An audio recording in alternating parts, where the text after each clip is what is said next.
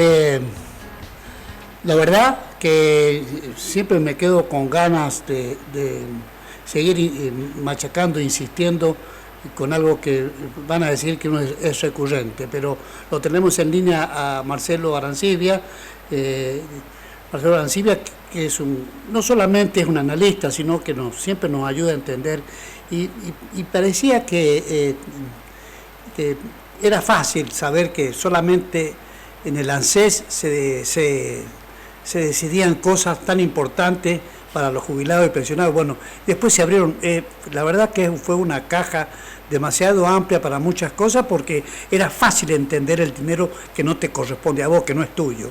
Entonces, esto último que involucra al expresidente de la Nación con los seguros, empezando por el Banco Nación, ¿no es cierto? Y bueno, y después los brokers y los intermediarios. Buenas tardes, Marcelo, ¿cómo va? Buenas tardes, Carlos, un placer estar con vos. Bueno, igualmente, creo que el tema ANSES nos obliga a reflexionar seriamente para terminar con esta suerte de bancarrota a la que quiere llegar cualquier gobierno, ¿no? Sí, otro caso más de corrupción que se está descubriendo, en este caso en el gobierno de Alberto Fernández.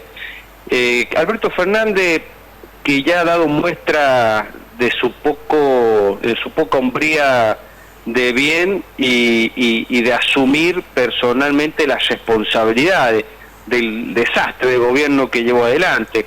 Recordemos que durante la fiesta de cumpleaños de su esposa, pareja, en plena cuarentena, él termina deslindando responsabilidad en Fabiola, su pareja, y ahora lo hace con su secretaria, o quien era su secretaria, que es esposa de este broker de seguro que habría hecho pingües negocios en una intermediación en un zoológico de 2x2 que vendría a ser el Estado.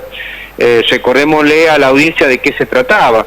Hay una resolución donde se establece que el sector público estatal nacional se tiene que asegurar con empresas estatales, y esa la única es el Banco Nación, que es Nación Seguro. Hasta ahí está todo perfecto. Un mercado cautivo para Nación Seguro. Seguramente si se hubiese abierto la competencia, la Nación hubiese pagado menos prima, el costo hubiese sido menor, porque seguramente en algunas áreas del gobierno nacional algún seguro privado podría ofertar mejor que el Banco Nación. Entonces, bueno, ahí tenés primera cuestión de un mercado cautivo, pero había en intermediario este hombre, Martínez Sosa, que buscaba para la Nación Seguro clientes del propio Estado Nacional, Gendarmería, ANSE y distintas áreas de gobierno, llevándose una comisión multimillonaria. Yo no sé si eso a vos te recuerda el caso de la ERT de San Juan. Claro.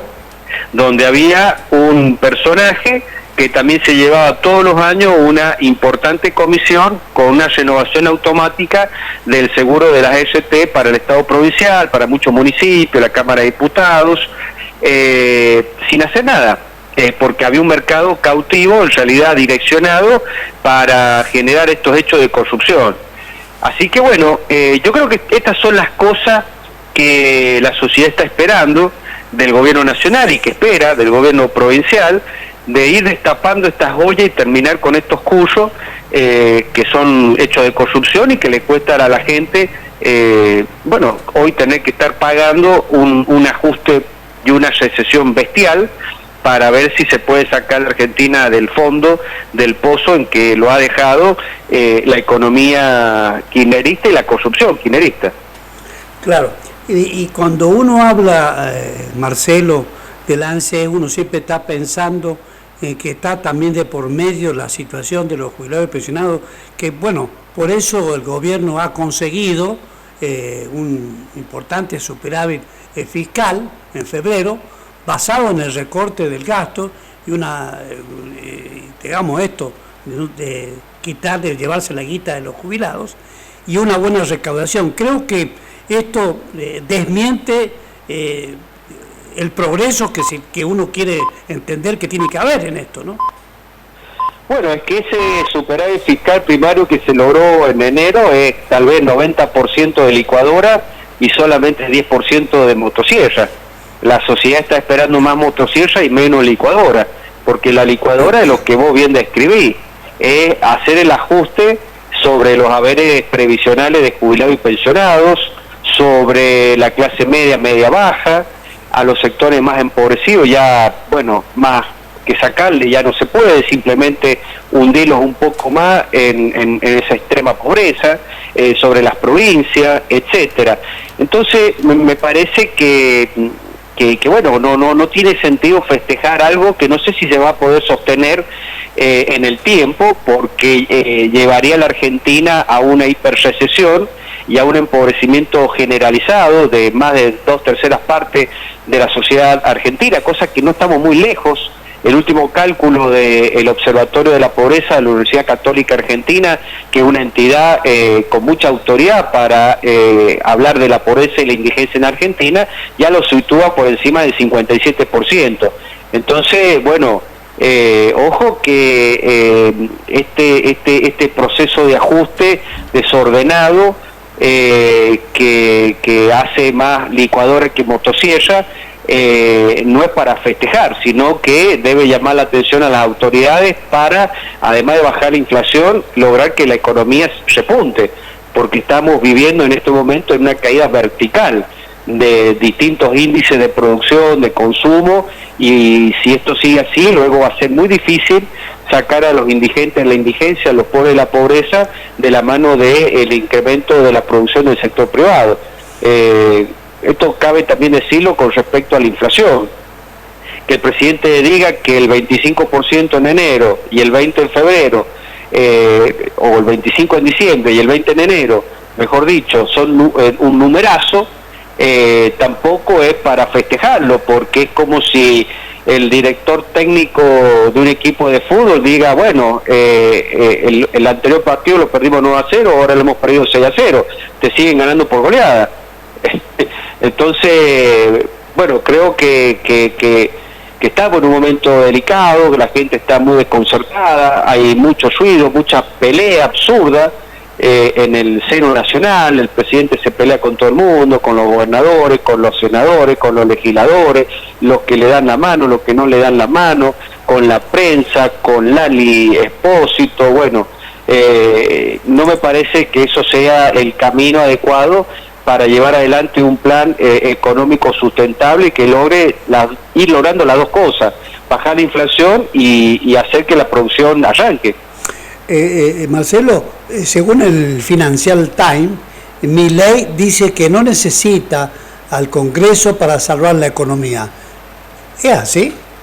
No, eso es muy grave, esa declaración, porque nosotros somos un Estado de Derecho, democrático, republicano, constitucional, donde el poder no está concentrado en una persona, en el presidente. El poder está dividido, hay un presidente, hay un Congreso, hay una justicia, hay una opinión pública, de modo tal que necesitas el Congreso para ir sancionando las leyes indispensables para hacer, bueno, un cambio estructural en nuestra economía y en nuestra sociedad para que esto funcione. Es decir, que no necesitas el Congreso para llevar a cabo tu política económica. Bueno, la respuesta es entonces, ¿cómo lo vas a hacer? ¿Con decreto? ¿Vas a intentar competir o sustituir al Congreso en materia de legislativa? ¿Qué pasa cuando los jueces y la justicia comiencen a ponerte límite? ¿Vas a tomar la misma decisión que Cristina, que es enfrentar a la justicia y ver si podés subjuzgarla? No me parece una declaración feliz la del presidente, que lamentablemente viene haciendo declaraciones violentas, agresivas, innecesarias. Esto de burlarse de todos en una foto, que lo ponen como si tuviera los rasgos de una persona down. La verdad que da pena, tristeza, porque mientras ellos se divierten con esos memes, y bueno, la gente la está pasando muy mal en estos momentos. Claro, y pensando también, Marcelo, que no se entiende cómo alguien que fue primero legislador nacional, quizá se esté desquitando cuando él no le daban ni 5 de pelota a cualquier iniciativa que él pudiera tener, digamos, como un proyecto en el cual pudiera convencer o seducir al resto de sus pares, ¿no? Y ahora, como es presidente, toma el rol de ser el primero en el orden del protocolo, y de ahí se toma para decir, hago lo que yo quiero. No creo que sea así, porque en el Congreso, en una legislatura, no es necesario tener una mayoría, que obviamente es fundamental para sancionar leyes, pero no es necesario para decirle a la sociedad hacia dónde hay que ir.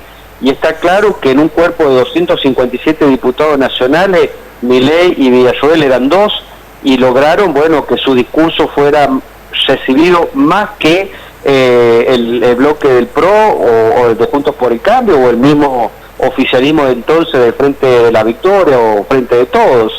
Yo no creo que sea eso. Yo creo que Milei sigue montado en un discurso de campaña que le fue efectivo y que hoy no puede desmontarlo. Y acá tiene un problema porque él está atrapado en ese personaje que no sé si es real o es ficticio, y que lo lleva, bueno, a pelearse con todo el mundo, poniendo en riesgo una gobernabilidad.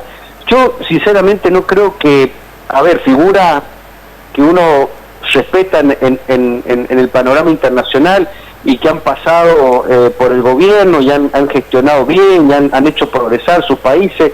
Se me viene a la cabeza Angela Merkel. Yo no creo que Merkel nunca haya maltratado a un ciudadano, por más que ese ciudadano no esté de acuerdo con tu política de gobierno. No creo que Merkel nunca haya tratado de nido de rata al Congreso alemán. Y Merkel era una persona que permanentemente estaba conversando, charlando, negociando y acordando con la oposición y para sacar a Alemania adelante o mantenerla entre las 3, 4 principales potencias mundiales. Y hablo de Merkel, podría hablar de muchos otros más. O sea, yo sé que Argentina es un país difícil, complicado, y que hay sectores que siempre tiran para atrás, como por ejemplo el kirchnerismo, pero el escenario que Milei se encontró en diciembre era un escenario ideal, porque se podían construir mayorías para hacer las reformas que el país necesita, para dejar atrás el desastre que nos legó Alberto Fernández, Cristina Fernández y Sergio Massa. Pero bueno, él ha decidido poner a todo el mundo de enemigo, sin hacer distinciones. Nacho Tose no es Gildo Infran. Entonces me parece que en ese afán de dominar la agenda, de llevar adelante lo que la ultraderecha a nivel internacional pretende, que una batalla, una guerra cultural, o imponer un modelo sin escuchar a los demás, me parece que es un camino para el fracaso, y Argentina no está en condiciones de volver a fracasar. Y esta es la situación angustiante que me parece tenemos una gran cantidad de argentinos de ver que se nos puede escurrir nuevamente entre las manos una posibilidad, una chance de dejar atrás tantos años de decadencia que nos han sumido los que han gobernado antes. ¿Y cómo define él, volviendo a su condición de diputado, la donación de su dieta? ¿Qué tenía eso? ¿Era una manera de decirle a la gente, no me interesa esta guita para vivir, yo soy un tipo poderoso y voy a ser más poderoso? Él siempre tenía esa actitud, digamos así, pensando que le quedaba chico el cargo de diputado. Yo no lo entiendo. ¿Vos lo entendés a ese sorteo que se mandaba? Bueno, él sostenía que él sorteaba su dieta porque él vivía de las conferencias y las charlas que daba. Ahora bien, en la declaración jurada patrimonial de Milei cuando sube a la presidencia de la Nación, que es pública, de acceso a todos los argentinos, cosa que en San Juan nunca se ha podido, y tampoco aparentemente se puede con los nuevos funcionarios, es todo secreto. Él tiene algunas inconsistencias, como bien relata el periodista de La Nación, Alconada Mon, que debe ser de los principales periodistas que investiga la corrupción o las inconsistencias patrimoniales de los políticos argentinos. porque no se advierte que en su patrimonio tenga ingresos importantes por conferencia. Y hay bastantes inconsistencias para justificar su patrimonio o para explicar el financiamiento de su campaña política. Sería bueno que Milei explicara a la sociedad cómo financió su campaña política para aventar toda esta sospecha que los ministerios han sido loteados a favor de corporaciones económicas que utilizan estos ministerios para beneficiar sus negocios privados. Y también para explicar, bueno, cómo hizo para llegar a la presidencia, porque hay una versión muy fuerte que nadie desmiente y que hay muchos elementos para decir que hay una verosimilitud en lo que se ha dicho, de que Milei primero se sirvió de Sergio Massa para llegar al balotaje y luego de Mauricio Macri para llegar a la presidencia. Y cuando me refiero a servirse, me refiero al financiamiento de las campañas políticas. Hay cosas que Argentina tiene que hacer un gran esfuerzo para dejar atrás. Una de las cosas principales es el financiamiento ilegal de la política. Y esta sospecha, así como la ha habido por lo menos en los últimos 30, 35 años en la Argentina, bueno, lamentablemente pesa sobre el actual presidente de la Nación. Claro, y estaba también viendo, doctor, que el Congreso se prepara para una apertura atípica. Milei hablará desde un atril y la oposición discute qué hacer ante posibles ataques. Digamos, es interesante ver qué vaya a pasar mañana, ¿no? Bueno, lo del atril, que es una cuestión realmente muy menor, tal vez una copia burda de Estados Unidos, del sistema constitucional norteamericano o las prácticas políticas de Estados Unidos. Vos fíjate que Milei en eso es muy afín a esa estética norteamericana, la copia literalmente. Por lo menos da una cierta tranquilidad, porque había una versión de que haría el discurso inaugural del Salón Azul, porque no quería entrar al lío de Yata. Eso hubiese significado directamente la ruptura y un conflicto de poderes muy grande, porque ese nivel de ofensa no es sobre los diputados y senadores nacionales, es sobre el pueblo argentino que también ha votado a los diputados y a los senadores nacionales. Y eso hubiese sido muy malo para la gobernabilidad en un país cuyo presidente de la Nación tiene un poco más del 10% de la representación en diputados y en senadores nacionales. En buena hora que dé su discurso en el seno de la Cámara de Diputados, en la sala del Congreso, aunque lo haga sobre un atril o sentado, no sé, en un banquito, no importa, pero que lo haga ahí, delante de los representantes del pueblo argentino, porque no es solamente una práctica, digamos, una costumbre, sino también es todo un gesto de funcionamiento y de respeto de poderes. Yo creo que eso es lo más importante. Y con respecto a lo que vaya a decir, bueno, nosotros tenemos que entender que el presidente tiene el derecho de dar a conocer, bueno, cómo recibió, y espero que lo haga, cómo recibió el país, que diga lo grave que lo ha recibido y cuáles son sus planes de gobierno para el 2024. Y también los legisladores tienen que tener la tolerancia de aceptar lo que manifiesta el presidente, aunque sea muy duro y a veces injusto. Pero bueno, no somos Suiza.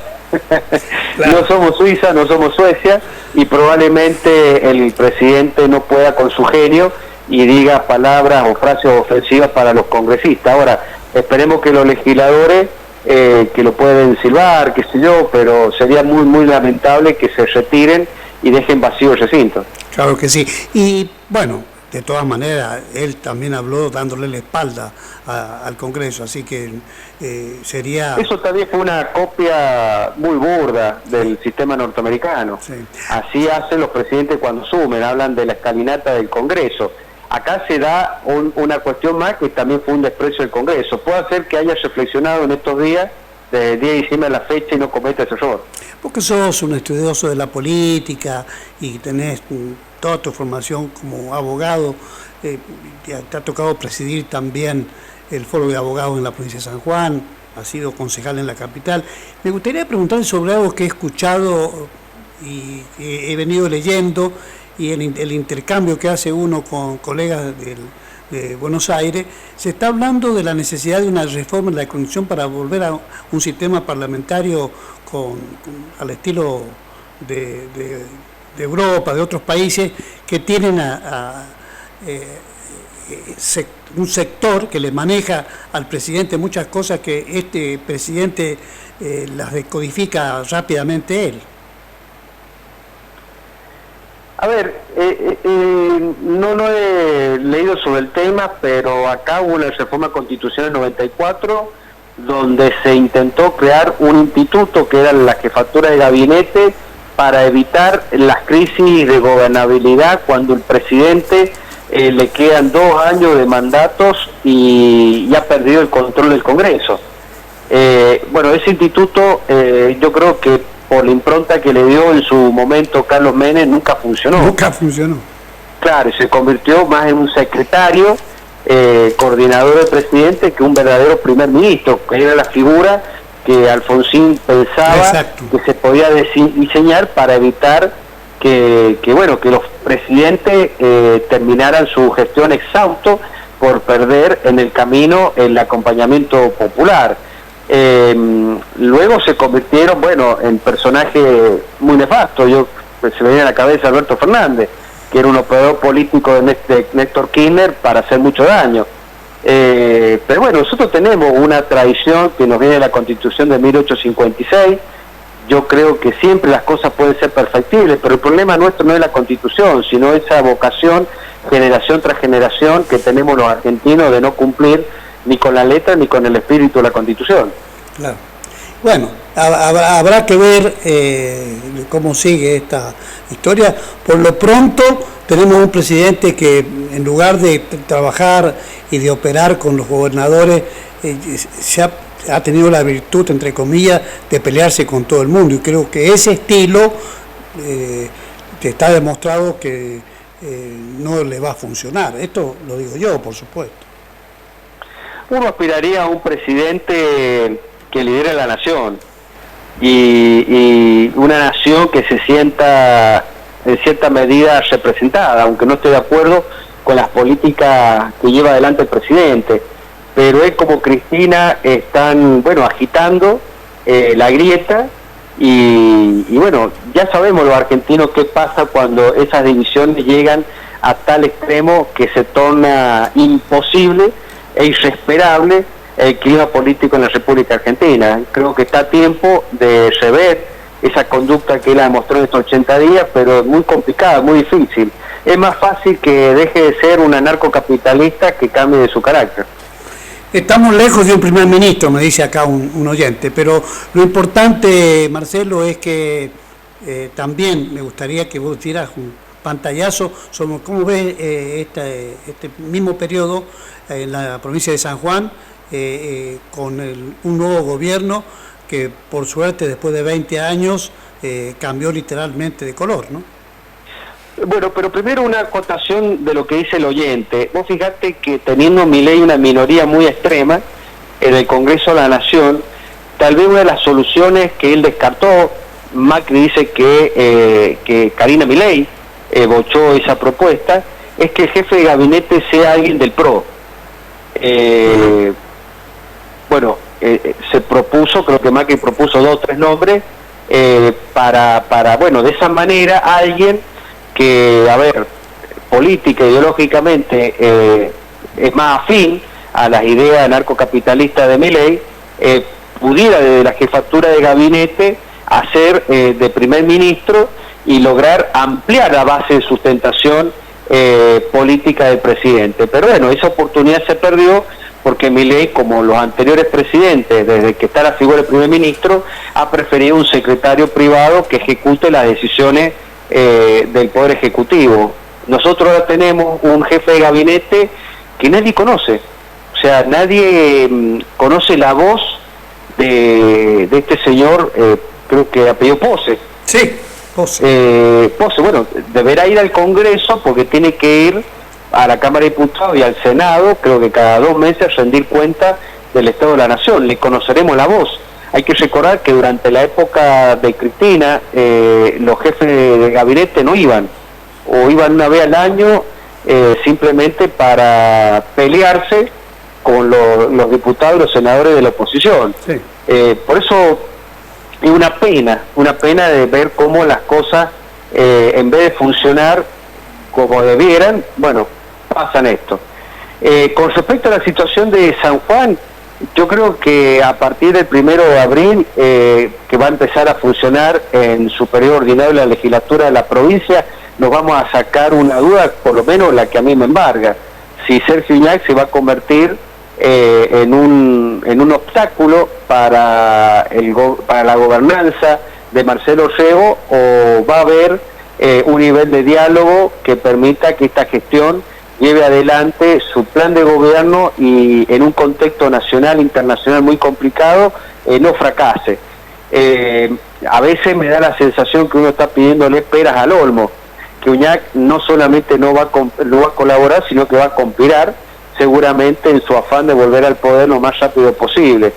Y esto es consecuencia, pero bueno, ya no se puede llorar sobre la leche derramada, de un tribunal electoral que quebró, que rompió la arquitectura de gobernabilidad que la Constitución Provincial del 86 había diseñado. Por eso es que la elección de gobernador y diputados provinciales se tenía que hacer en simultáneo, para que exista una correlación entre el Ejecutivo y la realidad legislativa. Eso se quebró al dividirse las elecciones. Hoy Uñac tiene la mayoría simple en la Cámara de Diputados y tiene la llave. Tiene la llave para que el gobierno de Uñac sea exitoso o fracase. Hay que ver cómo va a reaccionar al respecto el gobierno provincial, el gobierno de Orrego, porque hay una expectativa enorme de la sociedad sanjuanina de que en San Juan también llegue el cambio. Eso que hizo el Tribunal Electoral lo hizo a sabiendas. Tenía la obligación de leer muy bien lo que decía la Constitución. Bueno, y dijo, le tenemos que dar pelota a la Corte, y literalmente, y en más de una oportunidad le tocó analizar este capítulo, ¿no? Y la Corte dijo que ellos se habían expedido solamente por el objeto del amparo de Vallejo, que sí, solamente pedía la suspensión de la candidatura a gobernador. Bueno, todo eso de desaciertos procesales, digamos, una demanda planteada incompleta, porque en esa demanda tendría que haber dicho, che, pero además hay un artículo, el 186. ¿El ciento cuánto? 186. 86. Se tiene que votar junto con los diputados, porque ahí está el secreto de la gobernabilidad en la provincia de San Juan. Claro. La Corte dijo, bueno, yo solo me pronuncié sobre lo que me pidieron. Y el Tribunal Electoral tenía la posibilidad de decir, suspendo, tenía la obligación de suspender las elecciones a gobernador y vice, porque se lo decía la Corte Suprema de Justicia de la Nación. También tenía la posibilidad de decir, bueno, pero además voy a respetar el artículo 186 de la Constitución Provincial y también voy a suspender las elecciones de diputados. Y hago nada más que las municipales. Hay que recordar que en el caso de Tucumán, el Tribunal Electoral decidió suspender todo. Todo. Y bueno, acá no. Acá se hizo las cosas mal y las consecuencias se van a empezar a ver a partir del 1 de abril, cuando arranque la sesión ordinaria. Algo hemos visto en extraordinaria y no hemos visto cosas buenas, porque el peronismo lo que hizo fue tomar los cargos institucionales que habían en juego y incluso hasta derogó o modificó sin que el gobierno provincial lo supiera, la ley de coparticipación municipal para engrosar los fondos de sus intendentes, que eso fue vetado por el gobernador de la provincia. Y bueno, a partir de abril se verá qué es lo que va a pasar con ese veto. Pero acá los sanjuaninos corremos el riesgo de que Uñac se convierta en una especie de tutor de nuestra democracia, y eso sería muy grave. Claro que sí. Marcelo, bueno, vamos a dejar que se supere esta semana para ver qué hace Milei, pero te quiero agradecer infinitamente este contacto con nosotros, es un análisis muy completo siempre, que es tu estilo. Así que gracias, doctor. No, por favor, muchas gracias a vos y un fuerte saludo a toda la audiencia. Muy bien, muchas gracias. Bueno, seguimos en resumen de noticias, pausa y ya venimos.